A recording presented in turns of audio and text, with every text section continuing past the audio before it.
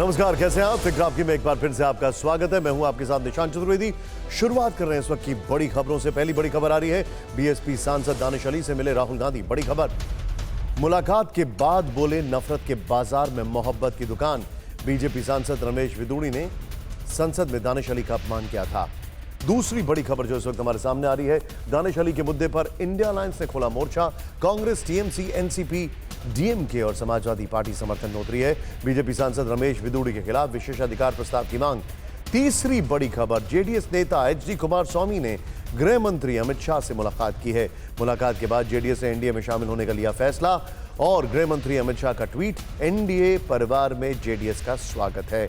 चौथी बड़ी खबर, पीएम मोदी कल वाराणसी के दौरे पर जाएंगे। अंतर्राष्ट्रीय क्रिकेट ग्राउंड का शिलान्यास करेंगे।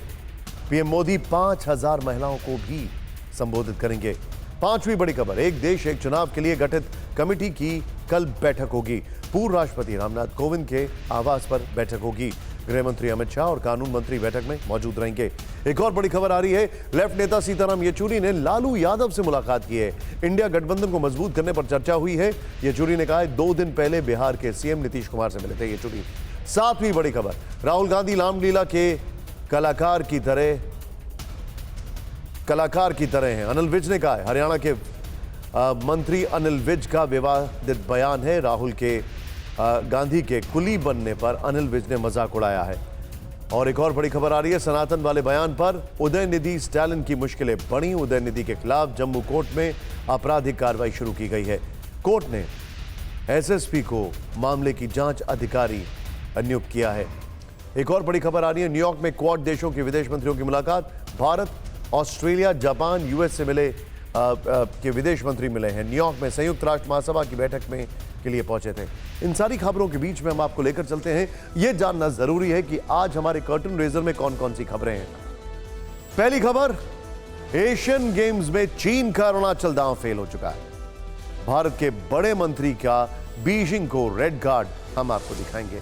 दूसरी खबर, कनाडा में खालिस्तान वाली साजिश के पीछे खान साहब। पाकिस्तान के हाथ में रिमोट और टूल कैसे बने ट्रूडो, बड़ा खुलासा होगा। तीसरी खबर, ज़ेलेंस्की को बाइडेन से मिली विस्फोटक ताकत। पुतिन के देश पर ऐसा हमला कि पूरा रूस दहल गया है। चौथी खबर, नई संसद को एक सांसद ने अपवित्र कर दिया। बीजेपी वाले विदुड़ी तो माफी के लायक भी नहीं है, पूरी खबर बताएंगे। और पांचवी खबर, राहुल गांधी ने आज ओबीसी आरक्षण के मसले पर खेद क्यों जताया, क्या 2024 की लड़ाई में माफी वाले अस्त्र से होगा हमला, जरूर देखेगा।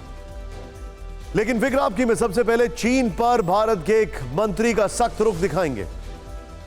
अनुराग ठाकुर देश के सूचना और प्रसारण मंत्री हैं। इसके अलावा वो खेल मंत्री भी हैं। इन्होंने अपने कड़े फैसले से चीन को आईना दिखाया है। उन्होंने बीजिंग की अपनी यात्रा रद्द कर दी है। यह फैसला उन्होंने अरुणाचल प्रदेश के 3 खिलाड़ियों से चीन के नफरती बर्ताव के कारण लिया है। असल में चीन के हैंगजाओ में कल से 19वां एशियन गेम शुरू होने वाला है। इसमें भारतीय खिलाड़ी शामिल होने वाले थे। अनुराग ठाकुर भारतीय खिलाड़ियों का उत्साह बढ़ाने के लिए चीन की यात्रा पर जाने वाले थे, लेकिन चीन ने अरुणाचल प्रदेश के 3 खिलाड़ियों को वीजा नहीं दिया। इसके बाद भारत ने चीन के खिलाफ सख्त कदम उठाया है। उन 3 खिलाड़ियों को लेकर एशियन गेम्स में चीन का अरुणाचल दांव कैसे फेल हुआ, यह बताने से पहले खेल मंत्री अनुराग ठाकुर का बीजिंग को रेड कार्ड दिखाते हैं। अनुराग ठाकुर की चीन की यात्रा रद्द करने की जानकारी विदेश मंत्रालय के एक बयान से मिली, जिसे एमईए प्रवक्ता अरिंदम बागची ने एक्स हैंडल पर पोस्ट किया। विदेश मंत्रालय ने लिखा, सूचना प्रसारण मंत्री और देश के खेल मंत्री ने एशियन गेम्स के लिए चीन की पहले से तय यात्रा रद्द कर दी है। ये फैसला बीजिंग में नई दिल्ली के कड़े विरोध के तौर पर दर्ज कराने के लिए है। भारत सरकार अपने हितों की रक्षा के लिए उचित कदम उठाने का अधिकार रखती है। विदेश मंत्रालय ने इसके अलावा चीन के विदेश मंत्रालय के उस दावे पर भी करारा जवाब दिया, जिसमें उसने अरुणाचल प्रदेश को अपना बताकर वहां के 3 खिलाड़ियों को वीजा न देने की बात को जायज ठहराया था। चीन के विदेश मंत्रालय ने एक सवाल के जवाब में कहा, विंटर ओलंपिक के बाद एशियन गेम्स चीन की ओर से बड़े पैमाने पर आयोजित खेल है। मेजबान देश के रूप में चीन कानूनी पहचान का उपयोग करके सभी देशों के एथलीट का स्वागत करता है, लेकिन चीन सरकार ने कभी भी तथाकथित अरुणाचल को मान्यता नहीं दी। जांगनान का वो इलाका चीन का क्षेत्र है। भारतीय विदेश मंत्रालय ने इसके बाद चीन को आईना दिखाया और दो टूक समझा दिया कि चीनी अधिकारियों ने लक्षित और पूर्व निर्धारित तरीके से अरुणाचल प्रदेश के कुछ भारतीय खिलाड़ियों को एशियाई खेलों में मान्यता और प्रवेश देने से वंचित करके उनके साथ भेदभाव किया है। भारत दृढ़ता से डोमिसाइल या जातीयता के आधार पर भारतीय नागरिकों के साथ भेदभावपूर्ण व्यवहार को अस्वीकार करता है। अरुणाचल प्रदेश भारत का अभिन्न और अविभाज्य अंग था, है और रहेगा। असल में ये अरुणाचल को लेकर चीन की बौखलाहट है। एक महीने पहले चीन ने अरुणाचल और अक्साई चिन पर विवादित नक्शा जारी किया था। भारत ने उसे सिरे से खारिज किया था। अब उसने खेल में अरुणाचल दांव चला, जिससे भारत सरकार ने सख्त रुख से फेल कर दिया। एशियन गेम्स के बहाने चीन अरुणाचल दांव चलने की कोशिश कर रहा था, लेकिन भारत सरकार के एक्शन का उसे अंदाजा नहीं था। लेकिन ये नौबत क्यों आई, इसका खलनायक चीन क्यों है, अरुणाचल प्रदेश को लेकर उसने खेल में भी नफरत का बीज क्यों बोया, हमारी ये रिपोर्ट बीजिंग का सच उजागर करेगी। चीन के हांगझोउ में 19वां एशियन गेम्स शनिवार से शुरू होने वाला है। इसके लिए तैयारी जबरदस्त की गई, लेकिन उसका ये जश्न अरुणाचल वाले दांव से फीका पड़ चुका है। बीजिंग ने इसी खेल के बहाने भारत के अंदरूनी मामले में दखल देने की कोशिश की। अरुणाचल प्रदेश के 3 खिलाड़ियों को वीजा न देकर उनके प्रवेश पर रोक लगा दिया। ये तीनों अरुणाचल प्रदेश की महिला खिलाड़ी हैं। इनका नाम नियमान वांगसू, ओनीलू टेगा और मेपुंगा लामगू है। ये तीनों भारत के लिए वुशु खेल का प्रतिनिधित्व करती हैं, लेकिन अरुणाचल का होने की वजह से चीन ने इनके एशियन गेम्स में आने पर ऐतराज जताया। अरुणाचल के खिलाड़ी जो एशियन गेम्स में जाने वाले थे, उनको वीज़ा देने से रोका। सबसे पहले तो मैं इसका खंडन करता हूं, और चाइना के इस तरह के हरकतों से अरुणाचल का कोई स्टेटस बदलने वाला नहीं है। अरुणाचल हमेशा से भारत का हिस्सा रहा है और रहने वाले हैं। अरुणाचल प्रदेश भारत का वो अभिन्न अंग है जिस पर चीन जब तब अपना झूठा दावा करता रहा है। खिलाड़ियों को रोकने के पीछे चीन ने वैध दस्तावेज की फर्जी दलील भी दी है, लेकिन ओसीए यानी ओलंपिक काउंसिल ऑफ एशिया की एथिक्स कमेटी के अध्यक्ष वेई जिजहोंग ने अलग ही दावा किया। उन्होंने कहा कि इन तीनों भारतीय खिलाड़ियों को वीजा दिया गया था, लेकिन उन्होंने इसे स्वीकार नहीं किया, यानी ओसीए भी एक तरह से चीन के दबाव में आ गया। चाइना ने जो कदम उठाया वो इलीगल है, अनएथिकल है। चाइना का जो कदम है उसको हम तो विरोध करते हैं, इंटरनेशनल ओलंपिक कमेटी को भी विरोध करना चाहिए। साफ है कि जिनपिंग एशियाई खेलों की आड़ में अरुणाचल प्रदेश पर फर्जी एजेंडा चला रहे थे, जो उनके इस कृत्य से दुनिया के सामने बेपर्दा हो गया। भारत के वुशु खिलाड़ियों के साथ चीन ने ऐसी हरकत पहली दफा नहीं की है। सिर्फ 1 महीने के भीतर ही यह घटना दूसरी बार हुई है। इससे पहले जुलाई के आखिरी हफ्ते में भी यही खिलाड़ी चीन में विश्वविद्यालय खेलों की में प्रतिस्पर्धा नहीं कर पाई थी, क्योंकि उन्हें स्टेपल वीजा दिया गया था। स्टेपल वीजा का मतलब है कि चीन अरुणाचल प्रदेश को भारत का हिस्सा नहीं मानता। भारत ने उस समय भी इस पर कड़ा विरोध जताया था और 8 सदस्यीय वुशु टीम ने इसी विरोध के मद्देनजर अपना नाम वापस लिया था। इस बार एशियन गेम्स को लेकर चीन की शर्मनाक हरकत का यह रिपीट टेलीकास्ट हुआ है, जिस पर भारत सरकार ने चीन को कड़ा संदेश दे दिया और उसे बता दिया कि किसी भी कीमत पर देश की संप्रभुता से समझौता नहीं होगा। खबर बीजिंग का मोहरा बने कनाडा की। इस खबर की शुरुआत हम कनाडा के पीएम जस्टिन ट्रूडो के एक वीडियो से कर रहे हैं। जस्टिन ट्रूडो का यह वीडियो न्यूयॉर्क से आया है। वीडियो देखकर लगता है कि भारत के सख्त एक्शन के बाद ट्रूडो की बोलती बंद है। वीडियो में ट्रूडो भारतीय पत्रकार के सवाल से बचकर निकलते हुए दिख रहे हैं। ट्रूडो से जब खालिस्तानी आतंकवादी पर सवाल पूछने की कोशिश हुई तो बिना कुछ बोले ही आगे बढ़ गए। ट्रूडो ने खालिस्तानी आतंकवादी के सवाल पर कुछ नहीं बोला, क्योंकि वो जो बोलते हैं उसकी स्क्रिप्ट खान साहब लिखते हैं। आप सोच रहे होंगे कि खान साहब कौन है, इनका कनाडा से कनेक्शन क्या है। TV9 भारतवर्ष की एक्सक्लूसिव रिपोर्ट से कनाडा में बैठे खान साहब के रहस्य से पर्दा उठने वाला है।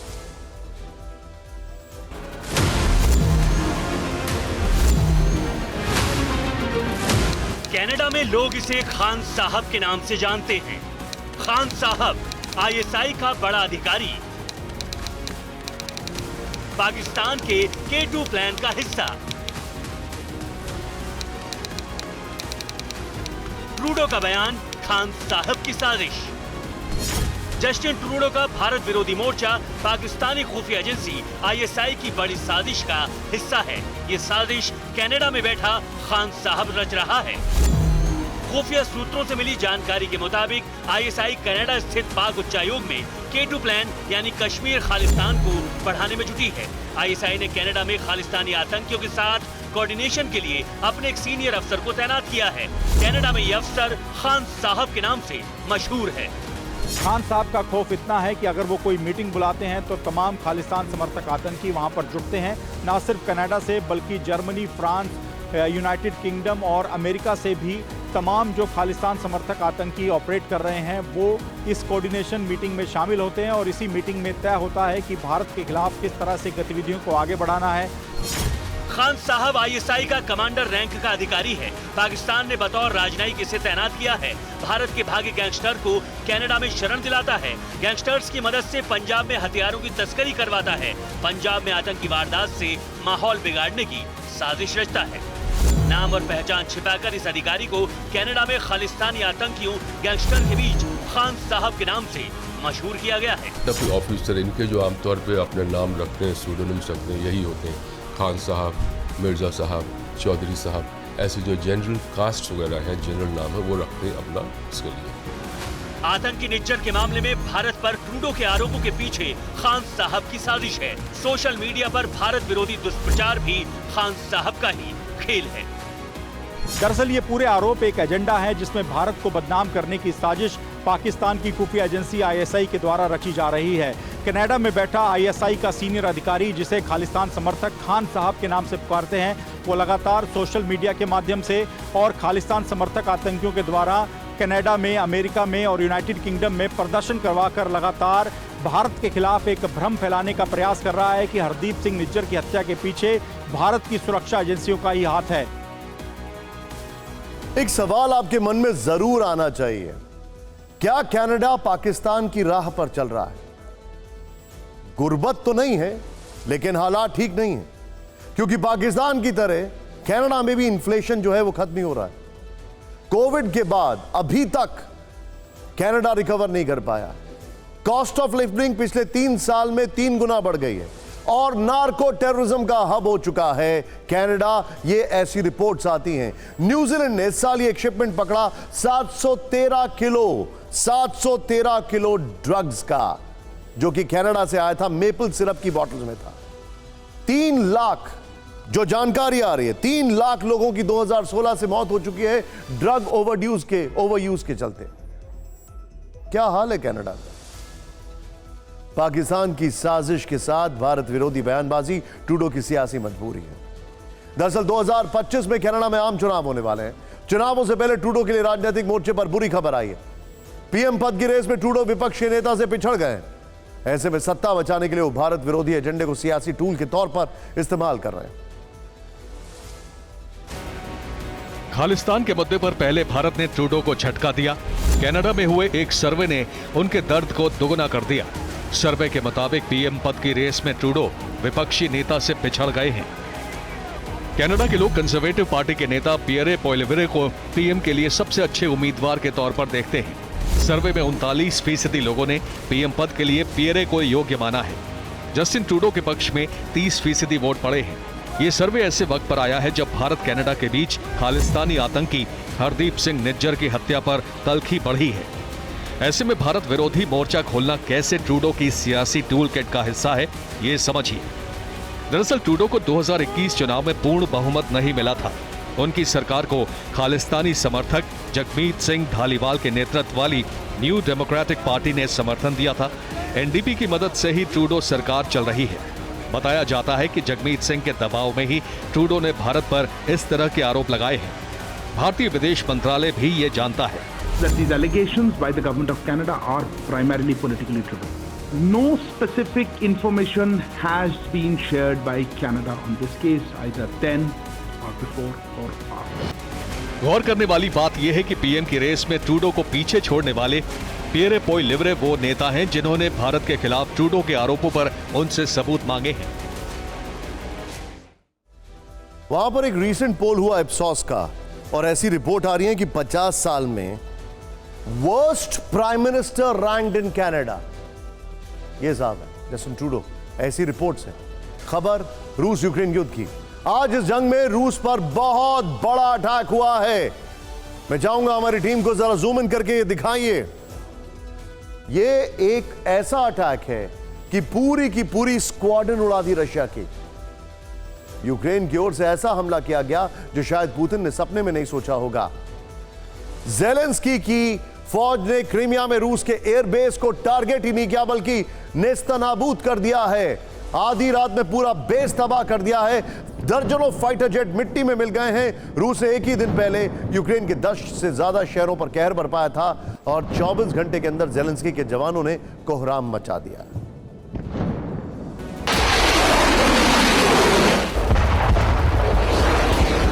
यूक्रेन ने क्रीमिया में ऐसा विध्वंस मचाया कि रूसी फौज की कमर तोड़ दी। 22 सितंबर की रात क्रीमिया की धरती एक के बाद एक कई धमाकों से दहल उठी।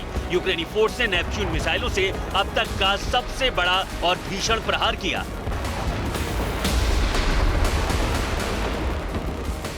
ये मिसाइलें रूस के साकी एयरबेस पर जाकर गिरी और इसी के साथ महाविनाश हो गया। इस हमले में साकी एयरबेस पर मौजूद रूस के लड़ाकू विमान, एयर डिफेंस सिस्टम और ड्रोन बेस बर्बाद हो गए। क्रीमिया में रूस का साकी एयरबेस वो अड्डा है जहां हर वक्त भारी तादाद में हाईटेक हथियार मौजूद रहते हैं। लेकिन यूक्रेनी एयरफोर्स के हमले के बाद अब ये तस्वीर कुछ ऐसी हो गई है। सब कुछ मिट्टी में मिल चुका है। लेकिन सबसे बड़ा सवाल ये है कि रूस के किले को यूक्रेन ने कैसे भेद दिया। असल में ज़ेलेंस्की की फोर्स ने हमले की रणनीति बदल दी। खबर है कि मेन टारगेट को निशाना बनाने से पहले यूक्रेनी सेना ने बड़ी तादाद में ड्रोन, रॉकेट और डिकॉय मिसाइलें दागी। ऐसा करते ही रूसी एयर डिफेंस सिस्टम एक्टिव हो गया। वो यूक्रेन के ड्रोन और रॉकेट को रोकने में उलझ गए। जैसे ही रूसी डिफेंस सिस्टम उलझे, यूक्रेनी सेना को मौका मिल गया और उसने नेपच्यून मिसाइल से क्रीमिया में मौजूद एयरबेस को दहला दिया। यूक्रेन के इस विस्फोट से क्रीमिया में रूसी सेना को अब तक की सबसे बड़ी चोट पहुंची है। इससे ठीक एक दिन पहले यानी 21 सितंबर को यूक्रेन पर रूस की बड़ी एयर स्ट्राइक हुई थी। 44 हवाई हमलों से राजधानी कीव दहल गई थी। कीव के साथ 10 से ज्यादा शहरों में रूस ने कोहराम मचा दिया था। उसकी फौज ने मिसाइलों और MLRS सिस्टम से ये हमले किए थे। यहाँ तक कि रिहायशी इलाकों को भी टारगेट किया गया, जिसमें दर्जनों घर मलबा बन गए।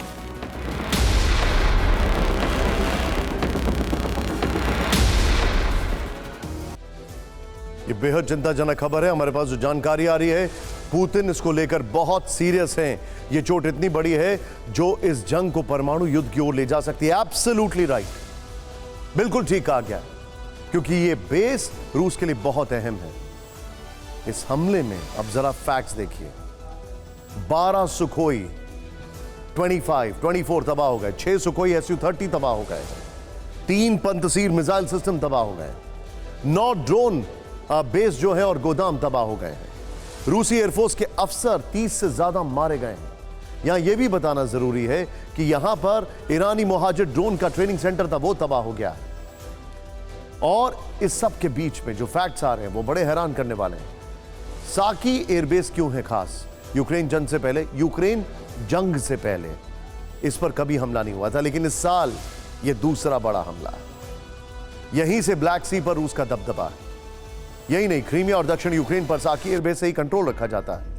यूक्रेन के ओडेसा से यह सैन्य अड्डा करीब 250 किलोमीटर दूर है। साकी एयरबेस पर पहली बार पिछले साल 11 अगस्त को यूक्रेन ने हमला किया था। इस साल भी बताया जाता है अगस्त में एक हमला हुआ था। क्रीमिया का एयरबेस ही नहीं बल्कि रूस ने ब्लैक सी नेवी फ्लीट के हेडक्वार्टर पर भी यूक्रेन ने मिसाइलें दागी हैं। यह हमला सेवास्तोपोल में हुआ, यानी वायुसेना के साथ नौसेना को भी बड़ा झटका लगा।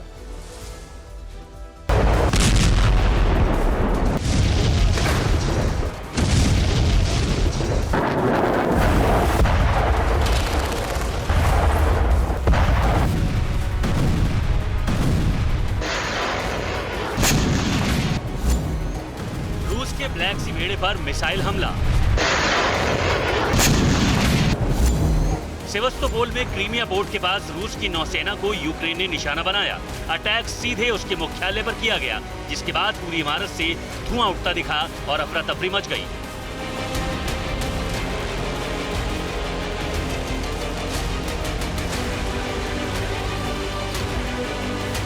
पूरा इलाका सायरन की आवाज से गूंज उठा। इस हमले में लंबी दूरी तक मार करने वाली मिसाइल का यूक्रेन ने इस्तेमाल किया। रूस के रक्षा मंत्रालय ने भी कबूल किया कि इस हमले में ब्लैक सी नेवी फ्लीट के हेडक्वार्टर को नुकसान पहुंचा। सेवेस्तोपोल एक बहुत बड़ा टारगेट था, उसके बाद यह वाला अटैक। इस युद्ध में अब ऐसा नहीं लग रहा है कि यूक्रेन काउंटर ऑफेंसिव कर रहा है, वो काउंटर अटैक कर रहा है, रशिया के अंदर घुसकर हमला कर रहा है। क्रीमिया में इन हमलों के बाद यूक्रेन के 15 से ज्यादा शहरों में एयर रेड अलर्ट जारी कर दिया गया है। आधे से ज्यादा क्रीमिया में रूस की तरफ से बहुत बड़े पलटवार की आशंका है, क्योंकि जब भी यूक्रेन ने इस तरह से मॉस्को को चुनौती दी है तब पुतिन ने कहर बरपाया है। इसीलिए कहा जा रहा है कि इस बार भी बड़े एयर स्ट्राइक को अंजाम दिया जा सकता है। क्रूज और बैलिस्टिक मिसाइल से हमले का अलर्ट है। जल्दी से आपको बताते हैं कि रूस में किन किन शहरों में यह अलर्ट जारी किया गया है, बल्कि यूक्रेन के किन किन शहरों में, चेर्निहिव, सूमी, पोल्तावा, खार्किव, यहां पर अलर्ट किया गया है। करेक्ट करूंगा, रूस नहीं यूक्रेन है ये। फिर नेप्रोपेट्रोविच, ज़ेपोरिजिया, खेरसोन, यहां पर अलर्ट है। इसके अलावा जो जानकारी आ रही है, डोनेट्स्क, मिकोलीव और ओडेसा में भी अटैक है। इस युद्ध के बीच ही एक ऐसी खबर आई जिसने परमाणु खतरे की घंटी बजा दी है। रिपोर्ट यह है कि चीन और अमेरिका के न्यूक्लियर टेस्ट पर हलचल देखी जा रही है। सैटेलाइट से तस्वीरें ली गई हैं जो इस वक्त आप स्क्रीन पर देख रहे हैं। पहली तस्वीर अमेरिका की है। नेवादा के रेगिस्तान में न्यूक्लियर टेस्ट करने की जगह पर नए टनल बनाए गए, नए स्ट्रक्चर दिख रहे हैं, गाड़ियों की आवाजाही बढ़ी है। इसी तरह रूस के परमाणु अड्डे पर भी जोर शोर से तैयारी चल रही है।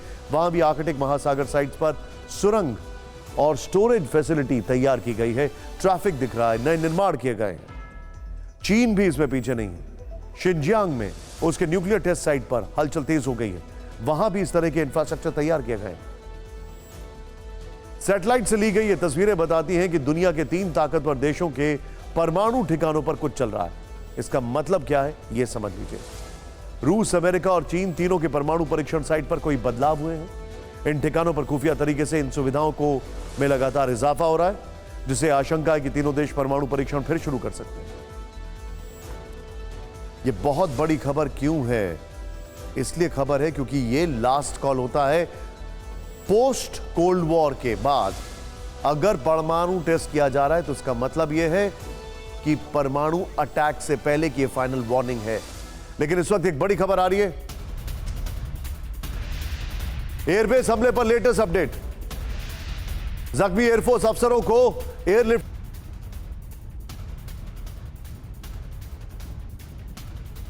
इस वक्त ये बड़ी खबर, साकी एयरबेस पर नेवी के ऑफिसर तैनात। आपको टीवी 9 भारतवर्ष के विशेष शो एंड 5 में आए एक और मेहमान जो कि मेरे साथ बैठे थे, उनके इंटरव्यू के बारे में बता देते हैं। आज फिल्म अभिनेता और गोरखपुर से बीजेपी सांसद रवि किशन मेरे साथ इसी स्टूडियो में यहीं पर मौजूद थे। रवि किशन ने 2024 के चुनाव से लेकर हिंदू मुसलमान की सियासत और बॉलीवुड पर खुलकर बात की है। रवि किशन खुले अंदाज में बात करने के लिए जाने जाते हैं। आपको इस शो के एक छोटे से हिस्से के जरिए इसकी हाइलाइट्स दिखाते हैं। यह बातचीत आपको पसंद आई। जोरदार तालियों से स्वागत करिए भोजपुरी सुपरस्टार, हिंदी सिनेमा के बेहतरीन कलाकार, गोरखपुर से बीजेपी के सांसद भगवा लहराना है, जिनका मिशन टीवी 9 के स्टूडियो में आ चुके हैं, रवि किशन। जोरदार तालियां हो जाए। ये रैपिड फायर राउंड है रवि किशन जी। आइए जरा जोरदार तालियां हो। मैं आपको तस्वीरें दिखा रहा हूं, जरा प्ले ऑन करिए। पहली तस्वीर, और पहली तस्वीर शायद आपको पसंद भी बहुत आएगी। बड़ा भोजपुरी सुपरस्टार कौन है? मनोज तिवारी या रवि किशन? रवि किशन। कौन है? मैं, आप लोग बोलो। जोरदार तालियां हो जाए। नहीं, मैं नहीं बोलूंगा। कौन?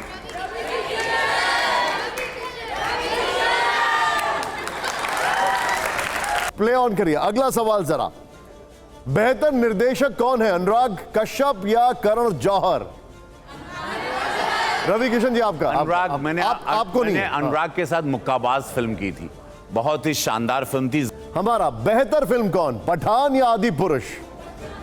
No Ravi Pathan Kishan Pathan. Okay okay okay, जवाब इनको देना है। ओके नहीं नहीं, आप लोग भी दे सकते हैं। अरे जो अगला है वो है बेहतर एक्टर का क्रम। जरा प्ले ऑन करिए, जरा दिखाइए, जरा क्रम बताना है। स्वरा भास्कर, जया बच्चन, तापसी पन्नू, दीपिका पादुकोण, बेहतर एक्टर का क्रम बताइए जरा। क्या ये शो है भाई, ये तो एकदम हमेशा है। नहीं मतलब दे ऑल सी, जया जी का मैं पैर छूता हूं, उनको सम्मान करता हूं हाउस में। नंबर 1 पे कौन रखा है? Deepika Padukone, she is performing, she is a good, now she is. Number 2 Jaya ji और स्वरा, तन्नू वेड्स मन्नू हमने फिल्म की थी। तो Jaya ji number 2, number 3 Swara, Swara and Taapsee number 4। Yeah. Okay, अब आपको एक चुनना है और हम मान के चलेंगे कि वो आपकी पर्सनल राय। अगला सवाल जरा प्ले ऑन करिए। बेहतर प्रशासक कौन? नरेंद्र मोदी जी या योगी आदित्यनाथ जी? देखिए, ये यशस्वी प्रधानमंत्री मोदी जी के पद चिन्हों पर ही पूज्य महाराज जी चल रहे हैं। वो पूरा ये नए भारत के शिल्पकार हैं, तो ये पूरी दुनिया उनको ही प्रशासक और आज उन्हीं को शिल्पकार मान रही है। खुद स्वयं पूज्य महाराज जी भी उन्हीं को मांग रहे हैं। ये उनके पद चिन्हों पे चल रहे हैं। मेरी एक तपस्या है, मेरी तपस्या, मैंने मेहनत की। मैं किसी मुख्यमंत्री का बेटा नहीं रहा, मैं कोई राजकुमार नहीं हूं, मुझे राजनीति कोई गद्दी में विरासत में नहीं मिली। मैं अपनी मेहनत से यहाँ आया हूँ। मैं एक मेहनत से, एक रवि किशन ने एक नाम बनाया, उसमें मैं लोग चल कर आते हैं, मैं रेंग कर आया हूँ यहाँ पर। मैं एक और रैपिड फायर करूंगा, आप यहीं पर बैठे रहिए। कॉफी वॉफी कुछ नहीं, ऐसे ही रगड़ा ही खाली। आप अब ने तो एकदम, हाँ आना है मुझे वहां। नहीं, आप वहीं पर रुकिए। अब मेरा जो आपसे सवाल है, पहला सवाल प्ले ऑन करिए जरा। पहला सवाल, बॉलीवुड ड्रग्स का अड्डा है, यस या नो? नो, ओके, ठीक है ठीक है। अगला सवाल, जरा जोरदार तालियां हो पहले अगले सवाल के पहले। प्ले ऑन करिए। देश में जातिगत जनगणना होनी चाहिए। देखिए, अभी ये बहुत ही, अभी मैं इसमें, ये मेरे वरिष्ठ नेता बोले तो अच्छा है, मैं इसमें बहुत छोटा हूं, I'm just a beginner, मैं इसमें उलझ जाऊंगा, अननेसेसरी कंट्रोवर्सी होगी। तो ये पास है? ये पास कर। Okay okay. अगला सवाल, तालियां जरा अगले सवाल से पहले। प्ले ऑन करिए। अपराधी के परिवार पर बुलडोजर चलाना सही है? जो मां बहन बेटियों को, इज्जत को, समाज को डराता है, उसको ये सजा जरूर मिलनी चाहिए। डराना किसी को नहीं। हमारा अगला सवाल है, भोजपुरी फिल्मों के अश्लील गानों को सोशल मीडिया पर बैन करना चाहिए, यूट्यूब से हटा देने चाहिए। ओके, ठीक है। नेक्स्ट, प्ले ऑन करिए। नेक्स्ट सवाल, आज भी बॉलीवुड में कास्टिंग काउच होता है? मुझे अब पता नहीं, चूंकि अब मैं राजनीति में ज्यादा समर्पित हूं, तो अब कुछ भी बोलूंगा झूठ बोलूंगा, तो इसमें आप अभी 4 फिल्में कर रहे हैं। नहीं, बट मैं अभी वहां रह नहीं रहा हूं। वहां पे मैं पहले 24/7 मुंबई में रहता था, अब मैं रहता, फ्लाई करता हूं, शूट करने जाता हूं, फिर कम बैक। ठीक है। वर्ल्ड कप में भारत को पाकिस्तान के साथ क्रिकेट मैच खेलना चाहिए?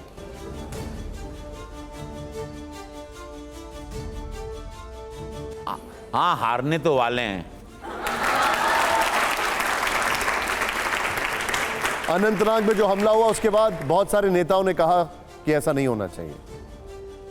क्या किस बात? अनंतनाग में जो हमला हुआ, जो इतने दिन तक एनकाउंटर चला अनंतनाग में, टेररिस्ट अटैक, जिसमें पाकिस्तान का आतंकी था, उसके बाद कई नेताओं ने कहा कि नहीं होना चाहिए।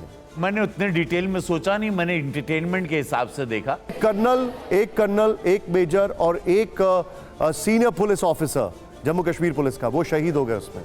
That was very sad. तो नो, पाकिस्तान के साथ वर्ल्ड कप नहीं खेलना। हमारा अगला सवाल, 2029 में योगी आदित्यनाथ को बीजेपी का चेहरा बनाया जाना चाहिए, आपकी राय? यार, ये पॉलिटिकली हमको कहां फंसाने के लिए आप लोग बुलाया हो क्या? पास। ठीक है, ठीक है, जोरदार तालियां हो। रवि किशन जी ने बहुत अच्छे से, रवि किशन जी की तारीफ यह है कि अगर उन्होंने कभी कोई गलती की है पहले, तो वो खुलकर बोल देते हैं कि हाँ, मुझसे गलती हुई, अब नहीं होगी। जैसे अपने गानों को लेकर उन्होंने एक टिप्पणी की, अच्छी बात है, कोर्स करेक्शन करने के लिए वो तैयार है। अब खबर उन अपशब्दों की जिन्हें हम आपको सुना नहीं सकते।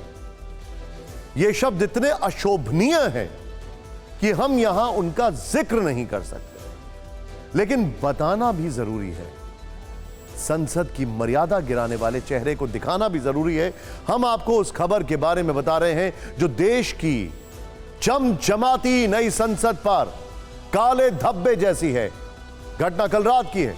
लोकसभा में भारतीय वैज्ञानिकों की अभूतपूर्व कामयाबी की बातें हो रही थी। अलग अलग पार्टियों के सांसद अपने वैज्ञानिकों की कामयाबी की तारीफ कर रहे थे, लेकिन फिर एक ऐसा वाकया हुआ जो आज पूरे दिन चर्चा में रहा।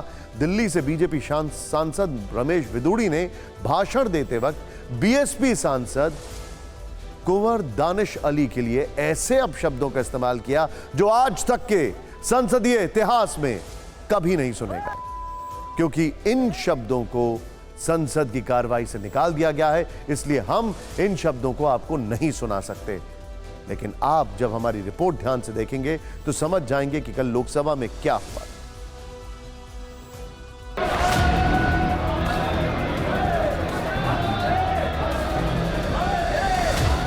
19 सितंबर को दोपहर करीब 1 बजे संसद की कार्यवाही नई बिल्डिंग में शिफ्ट हुई और 21 सितंबर को संसद की नई इमारत में बीजेपी सांसद रमेश बिधूड़ी ने वो अपशब्द कहे जिसने संसदीय मर्यादा को तहस नहस कर दिया। मोदी साहब सिरे ले रहे हैं देश के वैज्ञानिक। नए संसद भवन में प्रवेश के करीब 56 घंटे बाद बीजेपी सांसद रमेश बिधूड़ी ने संसद की पवित्रता भंग कर दी। नई संसद में पहला अपशब्द रमेश बिधूड़ी के नाम दर्ज हो गया और अपशब्द भी ऐसे कि हम आपको सुना नहीं सकते। ये क्या है? जगह संसद भवन, तारीख 21 सितंबर 2023, वक्त 10:52। लोकसभा में सांसद चंद्रयान 3 मिशन की सफलता पर अपनी बातें रख रहे थे। रात करीब 10:52 पर स्पीकर ने बीजेपी के सांसद रमेश बिधूड़ी का नाम पुकारा। ऑनरेबल मेंबर श्री रमेश बिधूड़ी जी। रमेश बिधूड़ी बमुश्किल 1 मिनट ही बोले होंगे, तभी बीएसपी सांसद कुंवर दानिश अली की तरफ से कुछ कहा गया। इस बात ने रमेश बिधूड़ी को भड़का दिया। रमेश बिधूड़ी कुछ इस तरह भड़के कि उनका खुद पर नियंत्रण ही नहीं रहा। इसके बाद जुबान बेकाबू हो गई। बीजेपी सांसद करीब 40-50 सेकंड तक जिन अपशब्दों का इस्तेमाल करते रहे वो गाली से कम नहीं। ये ऐसे शब्द थे जो सुनने लायक नहीं है, ना ही उन्हें लिखकर बताया जा सकता है। मोदी साहब सिरे नहीं ले रहे हैं देश के वैज्ञानिक।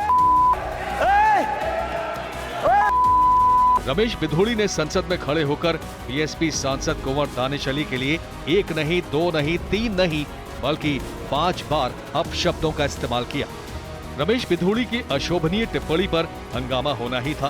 बीएसपी सांसद कुंवर दानिश अली ने आपत्ति जताई, स्पीकर से तुरंत हस्तक्षेप की मांग की। Member is saying to whom he is in this house what he says। Speaker के आसन पर कांग्रेस सांसद के सुरेश बैठे थे। उन्होंने दानिश अली को जांच का भरोसा दिया। It will be expunged. Any word he is using unparliamentary word he is using, it will be expunged. Bidhuri के अपशब्दों पर विपक्ष ने कड़ा ऐतराज जताया तो करीब 1 मिनट बाद रक्षा मंत्री राजनाथ सिंह खड़े हुए। उन्होंने बिधूड़ी के आपत्तिजनक शब्दों को लेकर खेद जताया। हमारे सम्मानित सदस्य श्री रमेश बिधूड़ी जी बोल रहे थे तो मैं उनकी पूरी बातों को सुन नहीं पाया। यदि कुछ ऐसा उन्होंने कहा है जिससे कि इनकी फीलिंग हर्ट हुई है, उसके लिए मैं खेद व्यक्त करता हूं। पुरानी कहावत है, कमान से निकला तीर और मुंह से निकले शब्द कभी वापस नहीं आते। रमेश बिधूड़ी ने भी अपने मुंह से निकले अपशब्दों से नई संसद का ऐसा अपमान किया है जिसकी कोई माफी नहीं है। ये शर्मनाक शब्द बीजेपी सांसद के मुंह से उस संसद के अंदर निकले जिसकी प्रधानमंत्री नरेंद्र मोदी ने पूजा की, जिस संसद में प्रधानमंत्री मोदी ने पूरे विधि विधान के साथ पवित्र सेंगोल को स्थापित किया। उसी पवित्र संसद के अंदर बीजेपी के सांसद रमेश बिधूड़ी की जुबान इतनी बेकाबू हो गई कि वो अपने साथी सांसद के खिलाफ अनाप शनाप बोलने लगे। लेकिन संसद की मर्यादा तार तार करने वाली एक लौती तस्वीर नहीं है। जिस वक्त रमेश बिधूड़ी सारी सीमाएं पार करके साथी सांसद के लिए भद्दे भद्दे शब्दों का इस्तेमाल कर रहे थे, उनके पीछे की बेंच पर बैठे बीजेपी के 2 वरिष्ठ सांसदों ने कुछ ऐसा किया जिसकी जबरदस्त आलोचना हो रही है। आपको डिटेल में वो तस्वीर दिखाते हैं। कहते हैं कैमरे की नजरों से कुछ नहीं छिपता, यही इस मामले में भी हुआ। रमेश विधूड़ी के शर्मनाक बयान के साथ साथ कैमरे में वो हंसी भी रिकॉर्ड हो गई, जिस पर अब टीका टिप्पणी हो रही है। पहले आप इस फ्रेम को देखिए। ये बीजेपी के वरिष्ठ सांसद डॉक्टर हर्षवर्धन हैं, जो केंद्रीय मंत्री भी रह चुके हैं। अब दूसरा फ्रेम देखिए। ये हंसता मुस्कुराता चेहरा रविशंकर प्रसाद का है, जो देश के कानून मंत्री रह चुके हैं। जिस समय रमेश विधूड़ी के मुंह से सांसद दानिश अली के लिए सड़क छाप शब्द निकल रहे थे, उनके ठीक पीछे बैठे डॉक्टर हर्षवर्धन और रविशंकर प्रसाद खिलखिलाकर हंस रहे थे। डॉक्टर हर्षवर्धन हो या रविशंकर प्रसाद, दोनों काफी वरिष्ठ हैं, लेकिन उन्होंने रमेश विधूड़ी को रोकने की कोई कोशिश नहीं की। उल्टे ऐसे हंसते रहे जैसे कोई गली में हो रहे झगड़े का मजा ले रहा हो। विधूड़ी ने तो बड़ी गलती की, लेकिन ऐसी गलती पर हंसकर हर्षवर्धन और रविशंकर प्रसाद भी हंस गए। लोग केवल चेहरे से नहीं पहचाने जाते हैं, अपनी जबान से भी पहचाने जाते हैं। भारतीय जनता पार्टी के केवल एक नेता के ऐसे विचार नहीं हैं। अगर हम पुराना उठा करके देखें तो बहुत सारे नेता ऐसे मिलेंगे जिन्होंने न जाने कितनी अनपार्लियामेंट्री लैंग्वेज में उन्होंने टिप्पणियां की हैं, और लोकसभा में इस तरह की भाषा का इस्तेमाल करना, इनको हमेशा हमेशा के लिए पाबंदी लगा देनी चाहिए। आम आदमी पार्टी ने हर्षवर्धन के मुस्कुराते चेहरे पर सवाल पूछ लिए। बीजेपी सांसद रमेश विधूड़ी गली के छुटभइये गुंडों की तरह अभद्र भाषा बोल रहे हैं। वहीं दिल्ली से बीजेपी के दूसरे सांसद हर्षवर्धन जोर जोर से हंस रहे हैं। सवाल उठे, विवाद में नाम आया तो डॉक्टर हर्षवर्धन ने सोशल मीडिया प्लेटफॉर्म एक्स पर लंबा पोस्ट लिखकर सफाई दी। मैंने ट्विटर पर अपना नाम ट्रेंड होते देखा, जहां लोगों ने मुझे इस दुर्भाग्यपूर्ण घटना में बेवजह घसीटा है। इस घटना से मैं अत्यधिक आहत हुआ हूं। कुछ लोगों ने राजनीतिक स्वार्थ के लिए बेवजह मेरा नाम इस मामले में घसीटा है। हंसता चेहरा रविशंकर का भी था, इसलिए उन्हें भी सफाई देनी पड़ी। संसद के अंदर और संसद के बाहर हमने हमेशा मर्यादित आचरण का समर्थन किया है। मैं ऐसी किसी भी टिप्पणी का समर्थन नहीं करता हूं जो अमर्यादित है। तीर कमान से निकल चुका था, हंसते चेहरे रिकॉर्ड हो चुके थे, इसलिए बीजेपी के नेता बैकफुट पर हैं। सांसद रमेश विधूड़ी ने जो कहा वो माफ करने लायक नहीं है। लोकसभा स्पीकर ओम बिरला ने पूरे मामले को गंभीरता से लिया है। रमेश विधूड़ी के आपत्तिजनक शब्दों को रिकॉर्ड से हटा दिया गया है। स्पीकर ने रमेश विधूड़ी को सख्त चेतावनी दी है कि भाषा की मर्यादा का ध्यान रखें। विवाद बढ़ने पर बीजेपी ने विधूड़ी को कारण बताओ नोटिस जारी कर दिया है और जवाब मांगा है। विधूड़ी से पूछा गया है कि आखिर उनके खिलाफ कार्रवाई क्यों न की जाए। विधूड़ी को पार्टी की अनुशासन समिति को 15 दिन में जवाब देना होगा। विधूड़ी ने अब शब्द बीएसपी सांसद कुंवर दानिश अली के लिए कहे, इसीलिए दानिश अली ने इसे लेकर स्पीकर को चिट्ठी लिखकर मामले की विशेषाधिकार समिति से जांच कराने की मांग की है। दानिश अली कह रहे हैं कि रमेश विधूड़ी की सदस्यता रद्द की जाए।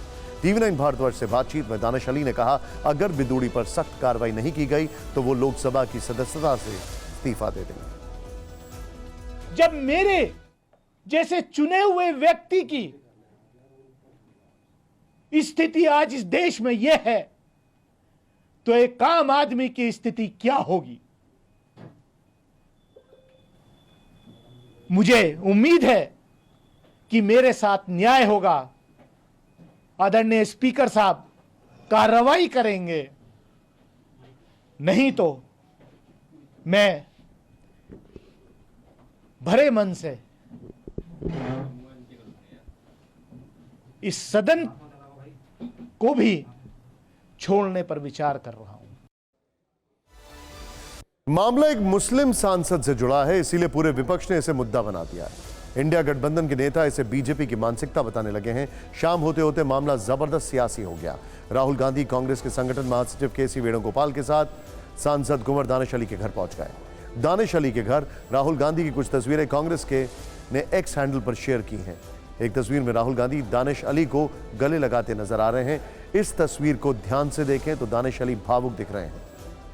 कांग्रेस ने इस तस्वीर के साथ लिखा, जननायक की मोहब्बत की दुकान।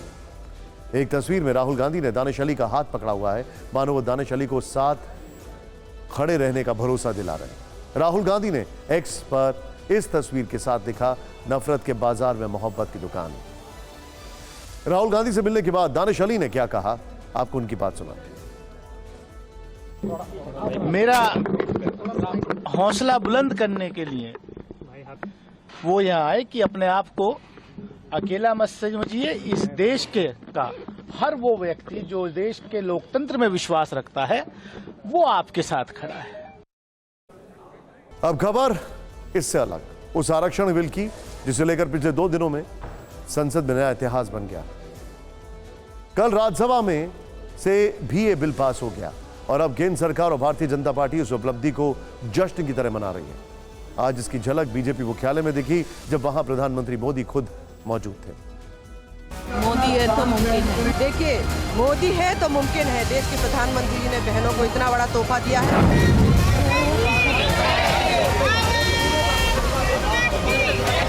महिला सशक्तिकरण का के लिए ये बहुत बड़ा कदम है। मोदी जी हैं तो मुमकिन है।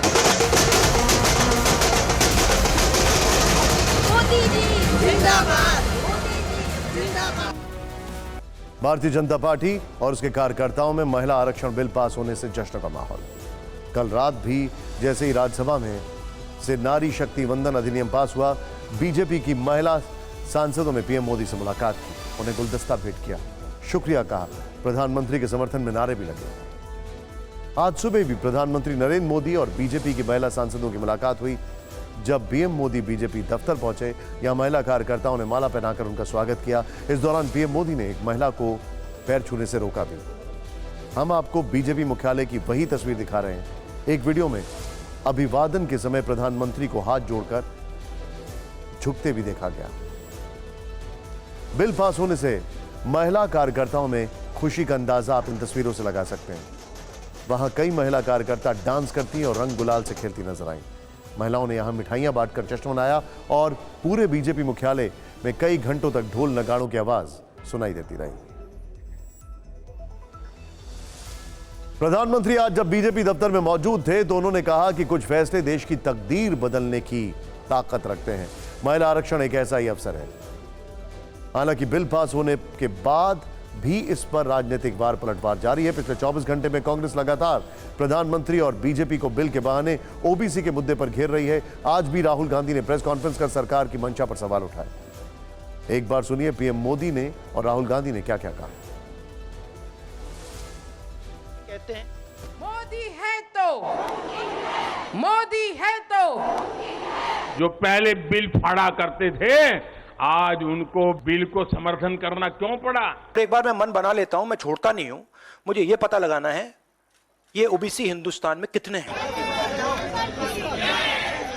पहले जब भी ये बिल संसद में आए, लीपापोती हुई, सिर्फ नाम दर्ज कराएगी, निष्ठापूर्वक कभी प्रयास नहीं हुआ।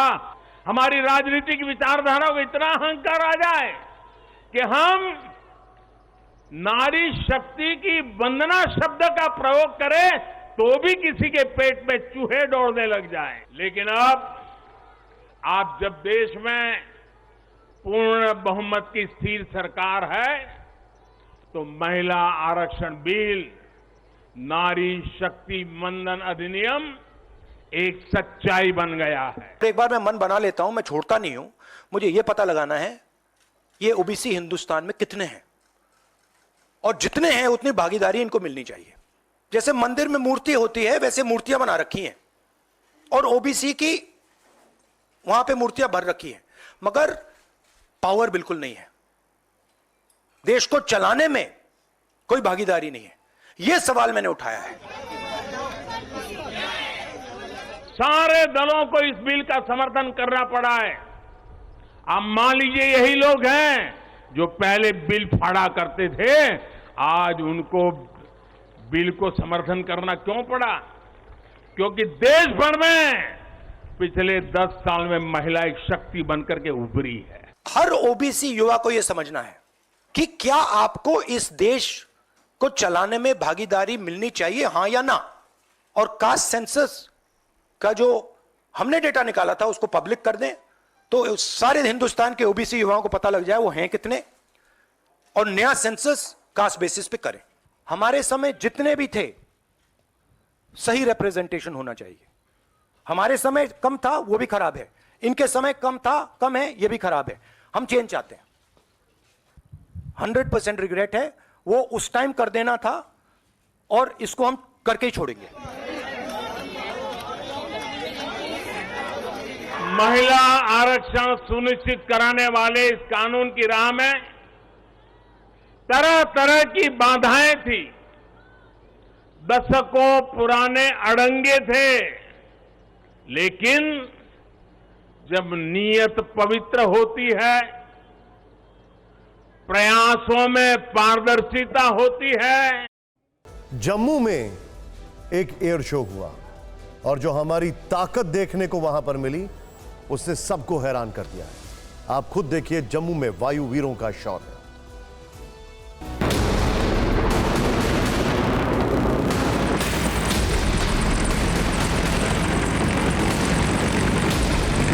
आन बान और शान कहे जाने वाले भारतीय सेना के वायुवीर जिस तरीके से अलग अलग जो प्रदर्शनी है वो यहाँ पर दिखा रहे हैं। जम्मू में पहली बार इस तरीके की प्रदर्शनी जो है वो दिखाई जा रही है।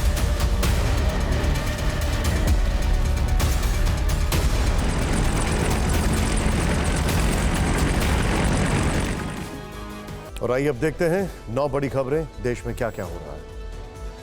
दिल्ली के भारत मंडपम में G20 टीम के साथ प्रधानमंत्री ने किया संवाद। कार्यक्रम में शामिल 3000 कर्मियों और पुलिस वालों के साथ डिनर भी किया। राजस्थान, उत्तर प्रदेश समेत 23 राज्यों में भारी बारिश का अलर्ट। सितंबर में देश भर में सामान्य से 7% कम हुई है बारिश। अयोध्या के सरयू एक्सप्रेस कांड का आरोपी ढेर, यूपीएससीएफ ने मार गिराया। सरयू एक्सप्रेस में महिला आरक्षी पर हुआ था जानलेवा हमला। लखनऊ की मानसी हत्याकांड में हुई गिरफ्तारी। एसटीएफ ने 2 बदमाशों किया गिरफ्तार। 4 सितंबर को हुई थी हत्या। एमपी के छिंदवाड़ा से आई शर्मसार करने वाली तस्वीर। एम्बुलेंस नहीं मिली तो पति को ठेले पर लेकर अस्पताल पहुंची पत्नी। हरियाणा के पानीपत में बदमाशों ने परिवार को बंधक बनाकर 3 महिलाओं से किया गैंगरेप। लूटपाट के दौरान मारपीट में एक महिला की मौत। लुधियाना में 2 कारें आपस में भिड़ी। एक ने दूसरे को मारी जबरदस्त टक्कर। सवार जख्मी सीसीटीवी में आया सामने। शिमला में सरकारी स्कूलों में सेवाएं दे रहे मिड डे मील वर्करों ने किया प्रदर्शन। विधानसभा का भी घेराव किया। पिछले 5 महीने से सभी को नहीं मिला है वेतन। सूरत में लैंडिंग के समय 9 सीटर प्लेन का टायर फटा। 2 घंटे रनवे रहा बंद। इंडिगो और एयर एशिया की फ्लाइट भी डाइवर्ट की गई।